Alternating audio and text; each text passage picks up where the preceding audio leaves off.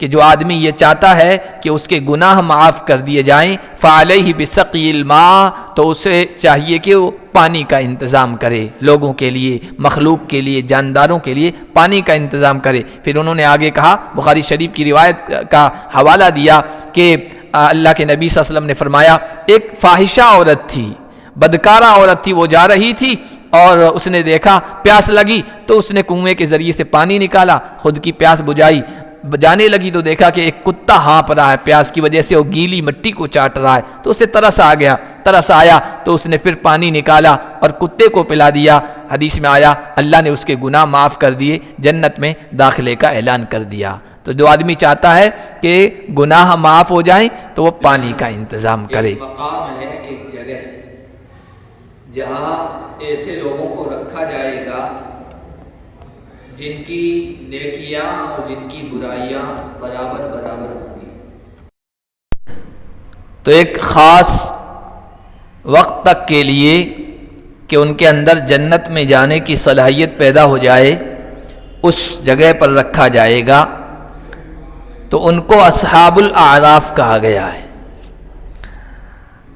پچھلی آیت جو پچھلے درس میں ہم پڑھ چکے ہیں اس میں یہ بات آئی تھی کہ یہ لوگ جنت والوں کو بھی دیکھیں گے، جہنم والوں کو بھی دیکھیں گے۔ جنتیوں کو دیکھیں گے تو کہیں گے جنتیوں تم پر سلام ہو، بڑے خوش نصیب ہو، بڑے سعادت مند ہو کہ اللہ نے تمہیں جنت میں پہنچا دیا، اور ہمیں بھی امید ہے کہ اللہ ہمیں بھی جنت میں داخل کر دے گا۔ اور پھر جب ان کی نگاہ جہنمیوں کی طرف جائے گی تو وہ کہیں گے پروردگار ایسے بدقسمت لوگوں میں ہمیں شامل نہ فرمانا، ظالم لوگوں کے ساتھ ہمیں نہ کرنا۔ ابھی جو آیت پڑھی اس میں اللہ نے فرمایا اعراف والے کچھ ایسے لوگوں کو پکاریں گے جن کو وہ نشانیوں سے، علامتوں سے پہچان لیں گے، اور یہ جہنم والوں کو پکاریں گے۔ جہنمیوں کی علامت کیا ہوگی، نشانی کیا ہوگی؟ ان کے چہروں پر سیاہی چھائی ہوگی، کالا پن چھایا ہوگا، اور یہ کالا پن ان کی بداعمالیوں، ان کے گناہوں، ان کی معصیت اور نافرمانی کے نتیجے میں ہوگا۔ وجوہ یومئذ علیہا غبرہ ترہقها قطرہ اولئک هم الکفرۃ الفجرہ، 30ویں پارے میں جن کے بارے میں آیا۔ قالوا ما اغنى عنکم جمعکم وما کنتم تستکبرون، جہنمیوں سے یہ لوگ کہیں گے تمہارا جتھا تمہارے کام نہیں آیا، اور نہ وہ چیز جس کی بنیاد پر تم اکڑفوں کرتے تھے، تکبر کیا کرتے تھے۔ جہنم میں جانے والے اکثر وہ لوگ ہوں گے جن کو اپنے جتھے پر، اپنی پارٹی پر، اپنی جماعت پر، اپنی اکثریت پر، اپنی بڑی تعداد پر فخر ہوتا ہے، ہم زیادہ ہیں۔ اور دوسرا تکبر ہوتا ہے مال اور دولت کا، اور اقتدار اور کرسی اور حکومت کا۔ تو دنیا میں اکثر لوگ صحیح راستے سے کیوں پیچھے رہ جاتے ہیں، حق راستے کو، حق بات کو، حق پیغام کو کیوں قبول نہیں کرتے ہیں؟ اس کی دو وجہ ہیں۔ ایک یہ کہ وہ تعداد کو دیکھتے ہیں، حق قبول کرنے والے تو تھوڑے ہیں، کم ہیں، تعداد میں بہت معمولی ہیں، ہم تعداد میں زیادہ ہیں۔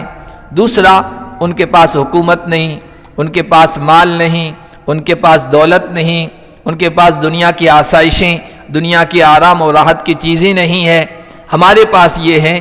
تو اس کو بنیاد بنا لیتے ہیں حق کا معیار کی۔ تو اعراف والے کہیں گے جہنمیوں سے تمہارا جتھا کہاں گیا آج؟ تم سمجھتے تھے ہمارے ماننے والے زیادہ ہیں، یہ کام آئیں گے، جہنم میں جانے سے یہ تمہیں روک نہیں سکے، اور نہ تمہارا مال اور تمہاری دولت اور تمہاری حکومت جس کی بنیاد پر تم تکبر کرتے تھے وہ تمہارے کام آیا۔ اہؤلاء الذین اقسمتم لا ینالهم اللہ برحمہ، پھر جنتیوں کے بارے میں کہیں گے کیا یہ وہ لوگ ہیں جن کے بارے میں تم قسمیں کھا کر کہا کرتے تھے کہ اللہ کی رحمت ان کو نہیں ملے گی، اللہ کی رحمت ان کو نہیں ملے گی، ان کو حاصل نہیں ہوگی، ان کو بارے میں تم کہتے تھے۔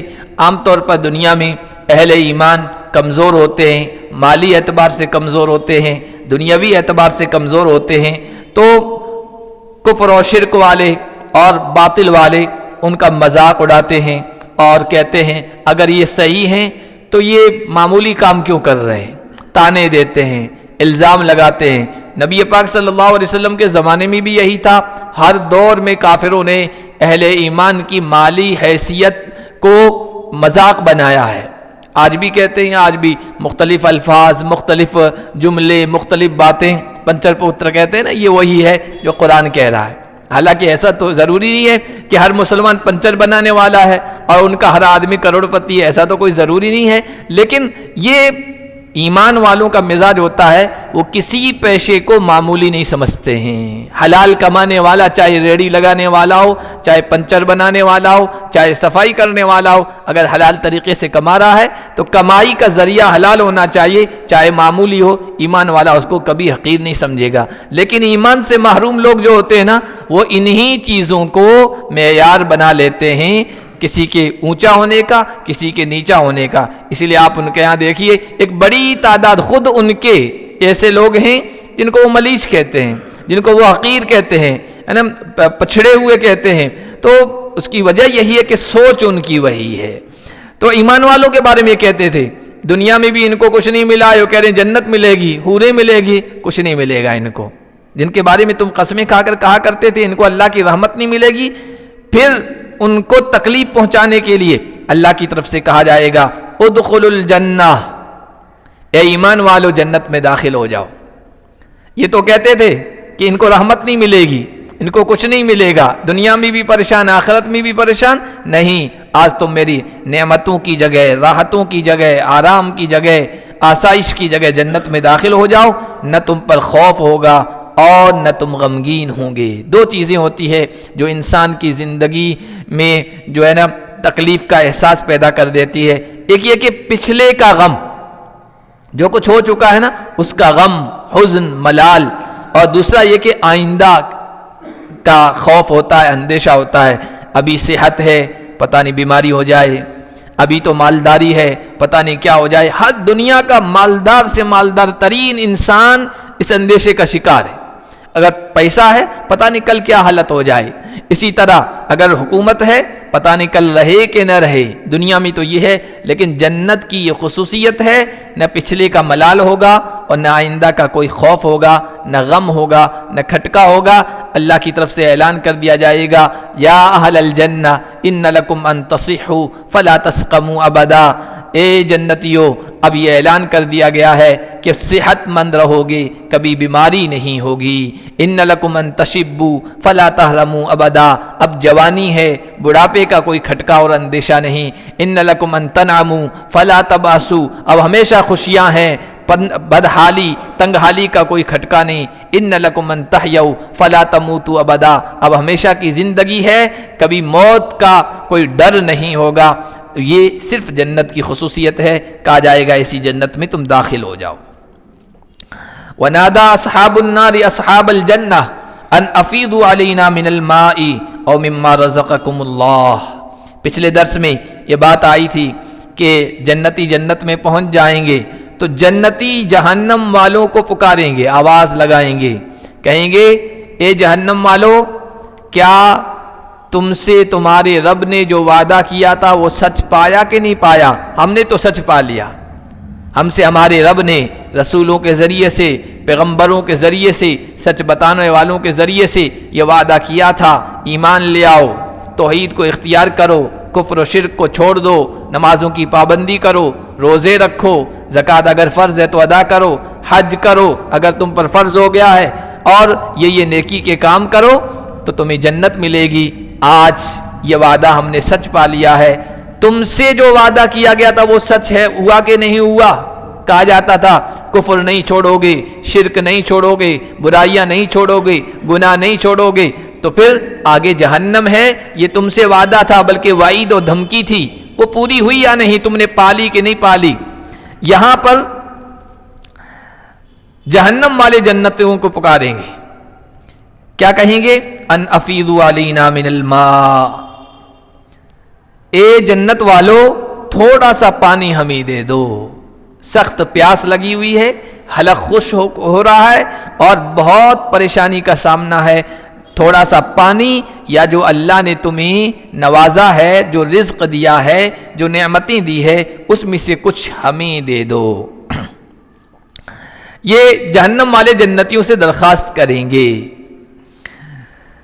یہاں پر ایک عجیب بات ہے کہ جنتیوں نے سب سے پہلے، جہنمیوں نے جو سب سے پہلی چیز مانگی نا، وہ پانی مانگا۔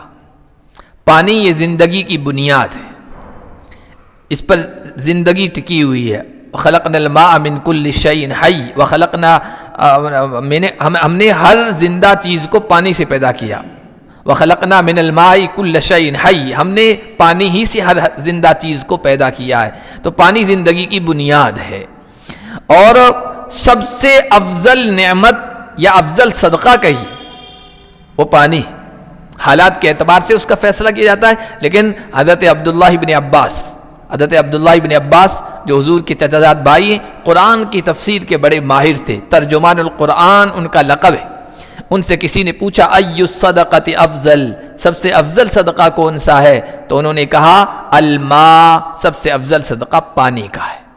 لوگوں کو پانی پلانا، پانی کی ضروریات پوری کرنا، پانی کی سہولتیں کرنا، یہ افضل صدقہ ہے۔ پھر انہوں نے دلیل یہ دی، کیا تم نہیں دیکھتے ہو کہ اللہ نے سورۃ الاعراف میں یہ کہا ہے، جہنمی جنتیوں سے کہیں گے ہمیں پانی دے دو۔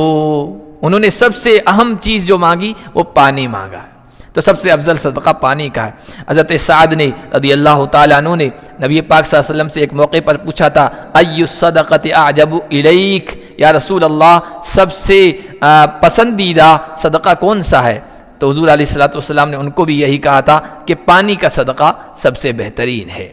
اور کسی سلف نے، کسی بزرگ نے بہت بہترین بات کہی کہ جو آدمی یہ چاہتا ہے کہ اس کے گناہ معاف کر دیے جائیں فعلیہ بسقی الماء، تو اسے چاہیے کہ وہ پانی کا انتظام کرے، لوگوں کے لیے، مخلوق کے لیے، جانداروں کے لیے پانی کا انتظام کرے۔ پھر انہوں نے آگے کہا، بخاری شریف کی روایت کا حوالہ دیا کہ اللہ کے نبی صلی اللہ علیہ وسلم نے فرمایا، ایک فاحشہ عورت تھی، بدکارہ عورت تھی، وہ جا رہی تھی اور اس نے دیکھا پیاس لگی تو اس نے کنویں کے ذریعے سے پانی نکالا، خود کی پیاس بجھائی، جانے لگی تو دیکھا کہ ایک کتا ہانپ رہا ہے، پیاس کی وجہ سے وہ گیلی مٹی کو چاٹ رہا ہے، تو اسے ترس آیا تو اس نے پھر پانی نکالا اور کتے کو پلا دیا۔ حدیث میں آیا اللہ نے اس کے گناہ معاف کر دیے، جنت میں داخلے کا اعلان کر دیا۔ تو جو آدمی چاہتا ہے کہ گناہ معاف ہو جائیں تو وہ پانی کا انتظام کرے۔ بلکہ بعض خطرناک بیماری، موذی بیماریاں جو ختم نہیں ہو رہی ہے اور ان سے شفا نہیں مل رہی ہے نا، اگر ایسی بیماریاں ہیں تو ان کے علاج کے اور شفا کے طور پر پانی کا صدقہ کرنا چاہیے، پانی کا انتظام کرنا چاہیے۔ حضرت عبداللہ ابن مبارک بڑے پائے کے عالم اور بڑے عبادت گزار عالم گزرے ہیں، ان کے پاس ایک آدمی آیا، کہنے لگا یا ابا عبد الرحمن، اے ابو عبد الرحمن، میرے گھٹنے میں تکلیف ہو گئی، کوئی زخم ہو گیا تھا، پھوڑا ہو گیا تھا، وہ ناسور بن گیا ہے اور 7 سال ہو گئے میں اس کی وجہ سے پریشان، تو کوئی علاج بتائیے۔ ہر طبیب، ہر ڈاکٹر، ہر علاج کرنے والے کا دروازہ کھٹکھٹا دیا لیکن شفا نہیں ملی، تو کیا کروں اب؟ انہوں نے کہا کہ کوئی ایسی جگہ دیکھو، تلاش کرو جہاں کے لوگوں کو پانی کی ضرورت ہو اور ان کے لیے پانی کا انتظام کرو، کنواں کھدوا دو یا کوئی چشمہ جاری کروا دو، کوئی اس طرح کا انتظام کرا دو۔ اس آدمی نے ایسا ہی کیا اور لوگ وہاں سے پانی سے فائدہ اٹھانے لگے، اور چند دن گزرے تھے کہ اس کے گھٹنے کی وہ جو تکلیف تھی وہ دور ہو گئی۔ اس کے علاوہ حاکم ابو عبداللہ، وہ بھی بڑے محدث گزرے ہیں، ان کے چہرے پر زخم ہو گیا۔ چہرے پر زخم ہوتا ہے، پھوڑا ہوتا ہے اور وہ صحیح نہیں ہوتا ہے تو بہت بدنما لگتا ہے، بہت خراب لگتا ہے، تو وہ پریشان ہو گئی۔ تقریباً 1 سال گزر گیا اور وہ زخم ان کا ایسا ہی رہا۔ تو انہوں کے استاذ تھے ابو عبداللہ صابونی رحمۃ اللہ علیہ، جمعہ پڑھایا کرتے تھے اور جمعہ میں بڑی تعداد ان کے پیچھے جمعہ پڑھنے آیا کرتی تھی۔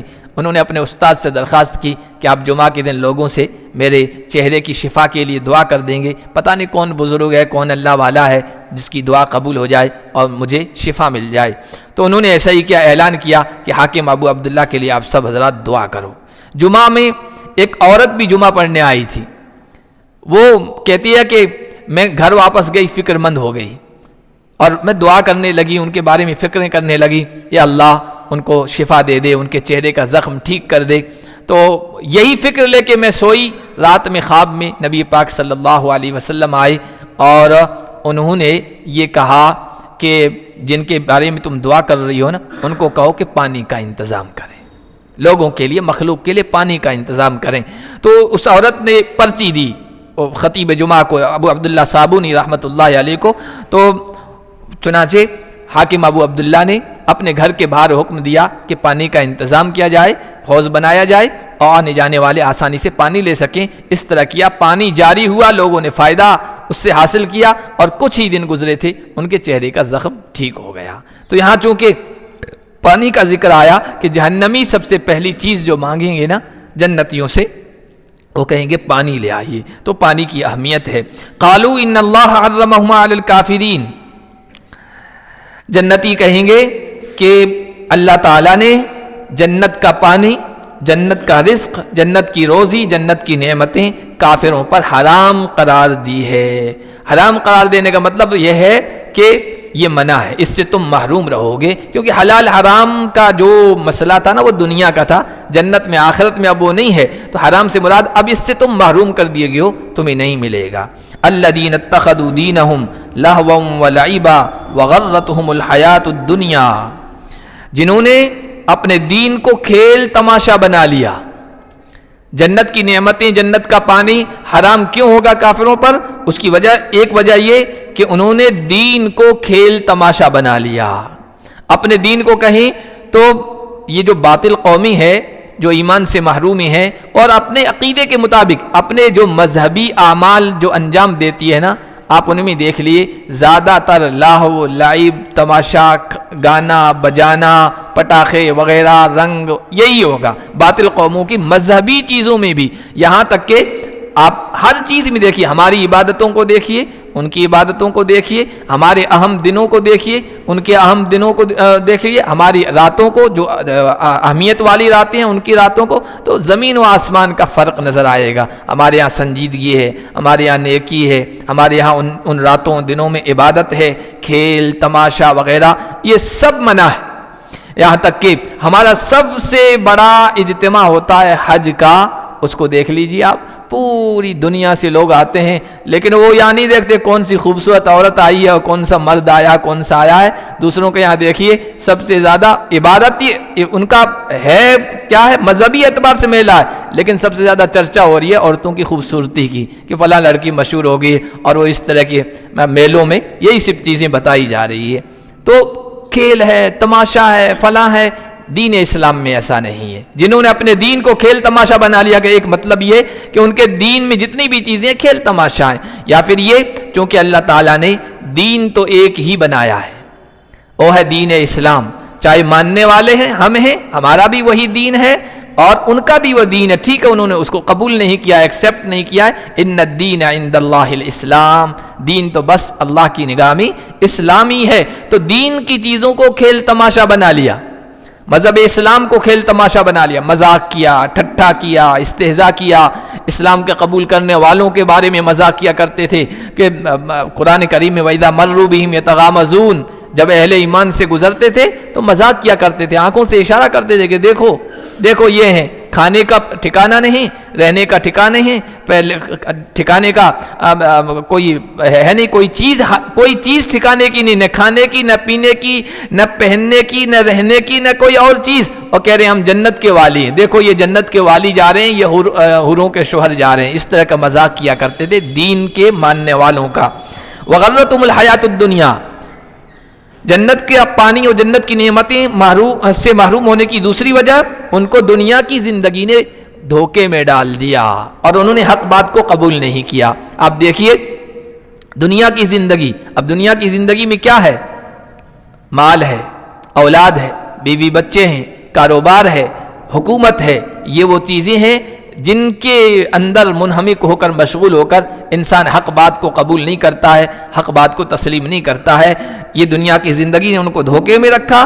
فَالْيَوْمَ نَنْسَاهُمْ كَمَا نَسُوا لِقَاءَ يَوْمِهِمْ هَذَا، آج ہم ان کو بھلا دیں گے جیسا کہ انہوں نے اس دن کی ملاقات کو بھلا دیا تھا، ان کو بھلا دیں گے۔ دیکھو بھولنا کمی ہے، نقص ہے، عیب ہے، اللہ ہر عیب سے پاک ہے۔ سبحان اللہ جو ہم پڑھتے ہیں نا، سبحان اللہ، سبحان ربی العظیم، سبحان ربی الاعلیٰ، اس کا مطلب یہی ہوتا ہے ہمارا رب ہر عیب سے پاک ہے۔ تو اللہ کہہ رہے ہیں آج ہم ان کو بھلا دیں گے۔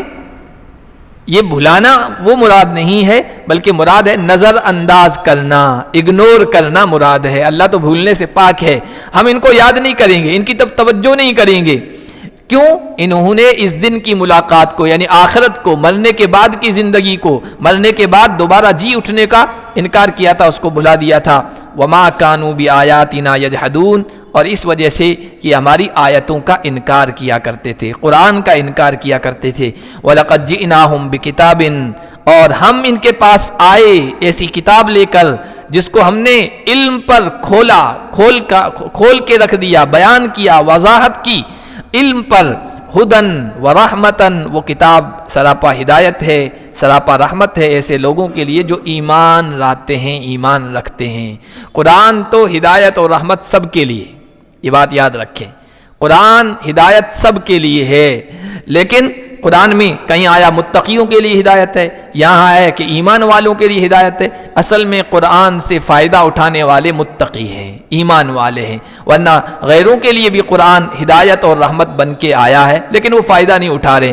اس کی آسان سی مثال سمجھنے کے لیے میں دیا کرتا ہوں کہ جیسے اس محلے میں یہ جو لائٹ آ رہی ہے، روشنی آ رہی ہے، اس میں سب سے پہلے ڈی پی لگتی ہے کہیں نہ کہیں، اور وہیں سے ساری یہ جو ہے نا سپلائی ہوتی ہے، لائٹ سپلائی ہوتی ہے، وائر لگتے ہیں۔ اب محلے میں ڈی پی لگ گئی ہے، اب جس کو اپنا گھر، اپنا مکان روشن کرنا ہے تو وہاں سے کنیکشن کر لے، وہاں سے جڑ جائے، جو جڑ جائے گا اس کا گھر روشن ہو جائے گا، اس کے گھر میں پنکھا بھی لگ جائے گا، اے سی بھی لگ جائے گا، ہر چیز کی سہولت ہو جائے گی۔ ڈی پی سے چاہے 1 کلومیٹر دور کیوں نہ ہو، کنیکشن جڑا ہوا ہے تو فائدہ ہوگا، اور ڈی پی کے پاس میں جس کا گھر ہے لیکن کنیکشن جڑا ہوا نہیں ہے تو وہ اندھیرا ہی رہے گا، وہ تاریک ہی رہے گا، اسے کچھ بھی فائدہ نہیں ہوگا۔ تو قرآن کا معاملہ بھی یہی ہے کہ قرآن ہدایت تو سب کے لیے آیا ہے، لیکن جو اس سے تعلق جوڑ لے گا اس کا گھر بھی روشن ہو جائے گا، راحت کا سامان ہو جائے گا۔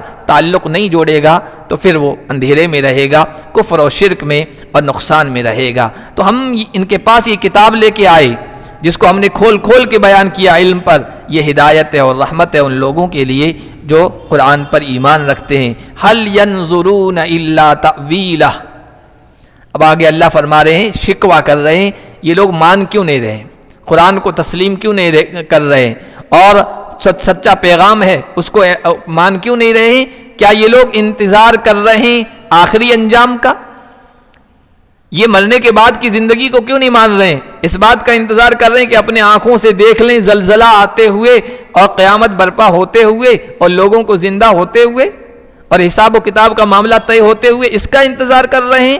تو یاد رکھیں، یوم یاتی تاویلہ، جس دن اس کا آخری انجام آ جائے گا، جو کہا جا رہا ہے نا مرنے کے بعد کی زندگی ہے، سور پھونکا جائے گا، سب زندہ ہو جائیں گے، جب یہ دن آ جائے گا، یقول الذین نسوہ من قبل، جو لوگ اس دن کو بھلا بیٹھے تھے وہ اس دن کہیں گے قد جاءت رسل ربنا بالحق، ہمارے پاس ہمارے رب کے رسول پیغمبر حق بات لے کے آئے، سچا پیغام لے کے آئے۔ انہوں نے کہا کہ ایمان قبول کر لو، توحید کو قبول کر لو، شرک کو چھوڑ دو، کفر کو چھوڑ دو، نماز کی طرف آؤ، روزوں کی طرف آؤ، اللہ کے احکام کی پابندی کی طرف آؤ، یہ حق لے کے آئے تھے، ہم آج مان رہے ہیں، تسلیم کر رہے ہیں۔ اس وقت نہیں مانا، اب ہم انجام اپنے آنکھوں سے دیکھ رہے ہیں۔ ہم مرنے کے بعد کی زندگی کو نہیں مانتے تھے، ہم حساب کتاب کو نہیں مانتے تھے، ہم جنت و جہنم کو نہیں مانتے تھے، رسول آئے تھے، سمجھایا تھا، لیکن اس وقت آنکھیں نہیں کھلی، اب آنکھیں کھل گئی ہے، حقیقت دیکھ لی ہے۔ اب کیا کریں؟ فَهَلْ لَنَا مِن شُفَعَاءَ فَيَشْفَعُوا لَنَا، کیا ہے کوئی سفارشی جو ہمارے لیے سفارش کر دے؟ آدمی جب پس جاتا ہے تو پھر سفارشی ڈھونڈتا ہے، سفارش کے ذریعے سے کام چلایا جائے، تو سفارشی ہے کوئی جو ہمارے لیے سفارش کر دیں؟ او نرد فنعمل غیر الذی کننا نعمل، اور یاد رکھیں سفارش کے بارے میں صاف طور پر ہے کہ کفر کرنے والے کے لیے، شرک کرنے والے کے لیے کوئی بھی سفارش نہیں کرے گا. کوئی نبی، کوئی پیغمبر، کوئی رسول، کوئی ملک مقرب، اللہ کا محبوب فرشتہ، کوئی اللہ کا ولی، کوئی اللہ کا نیک بندہ کفر و شرک کرنے والے کے لیے سفارش کی اجازت ہی نہیں ہوگی. اپنی طرف سے کوئی سفارش کر ہی نہیں سکے گا. آیت الکرسی رات میں تراویح میں پڑھی گئی، آپ سب حضرات کو یاد ہے، اس میں یہی ہے من ذا الذی یشفع عندہ الا باذنہ. کون ہے جو اللہ کے سامنے سفارش کر دے اجازت کے بغیر؟ اور اللہ کی اجازت کفر و شرک والوں کے بارے میں نہیں ہوگی. تو یہ تو ختم یہ معاملہ کہ سفارشی ڈھونڈیں گے. یا دوسری بات کہیں گے او نرد فنعمل غیر الذی کنا نعمل، یا یہ کہ ہمیں واپس لوٹایا جائے، ایک چانس اور دیا جائے، ایک موقع اور دیا جائے، تو ہم وہ کام کر کے آئیں گے جو پہلے نہیں کرتے تھے. پہلے ایمان قبول نہیں کیا، اب ایمان قبول کر کے آئیں گے. پہلے شرک کیا تھا، کفر کیا تھا، وہ نہیں کریں گے. اب ہم توحید کو اختیار کر کے آئیں گے. پہلے نمازیں چھوڑی تھی، اب نماز پڑھ کے آئیں گے. پہلے روزوں کے پابند نہیں تھے، اب روزے کے پابند ہو کے آئیں گے. فنعمل غیر الذی کنا نعمل، ہم وہ کام کر کے آئیں گے، اس کے علاوہ کام کر کے آئیں گے جو پہلے نہیں کرتے تھے. تو اب ہم بدل کے آئیں گے. لیکن دنیا میں اللہ تعالیٰ نے ایک ہی موقع دیا ہے اور یہی آزمائش کا موقع ہے. یہاں کا جو فعل وہ ہمیشہ کا فعل، اور یہاں کا جو ناکام وہ ہمیشہ کا ناکام. یہاں جو کر کے جاؤ گے آخرت میں پہنچ گئے، اس کے بعد دوبارہ کوئی موقع نہیں آئے گا. دنیا میں تو موقع مل جاتا ہے ایک ملک سے دوسرے ملک جانے کا، ایک علاقے سے دوسرے علاقہ جانے کا. لیکن جب اس دنیا سے چلے گئے، قبر میں پہنچ گئے، آخرت میں پہنچ گئے، حشر میں پہنچ گئے، تو پھر واپس آنے کا کوئی چانس نہیں. تمنا تو کریں گے لیکن تمنا کام نہیں آئے گی. تو وہ ڈھونڈیں گے سفارشی ہے یا یہ کہ ہمیں دوبارہ موقع دیا جائے، واپس بھیجا جائے اور ہم اچھے کام کر کے آئیں گے. اللہ نے اعلان فرمایا قد خسروا انفسهم وضل عنهم ما كانوا يفترون. انہوں نے اپنا گھاٹا کیا، اپنا نقصان کیا اور اپنے آپ کو خسارے میں اور گھاٹے میں ڈالا، اور جو کچھ وہ گھڑا کرتے تھے وہ بھی رفو چکر ہو گئے، ختم ہو گئے، گم ہو گئے. ان کا یہ تھا مال کام آئے گا، ان کا یہ تھا فلاں کام آئے گا، فلاں کی سفارش چل جائے گی اور اس طریقے سے ہم بچ جائیں گے. وہ سب بتوں کے بارے میں، شخصیتوں کے بارے میں، لوگوں کے بارے میں ان کا یہ عقیدہ تھا یہ ہمیں کل قیامت کے دن بچا لیں گے، ان کا دامن پکڑ لیں گے، بچ جائیں گے، سیدھے جنت میں چلے جائیں گے. اللہ فرما رہے ہیں وَضَلَّ عَنْهُمْ مَا كَانُوا يَفْتَرُونَ. جو وہ خود بناتے تھے، خود گھڑتے تھے، وہ بھی اس دن غائب ہو جائیں گے، ان کے کام نہیں آئیں گے. اللہ پاک ہم سب کی حفاظت فرمائے اور آخرت کی فکر کرنے کی توفیق عطا فرمائے.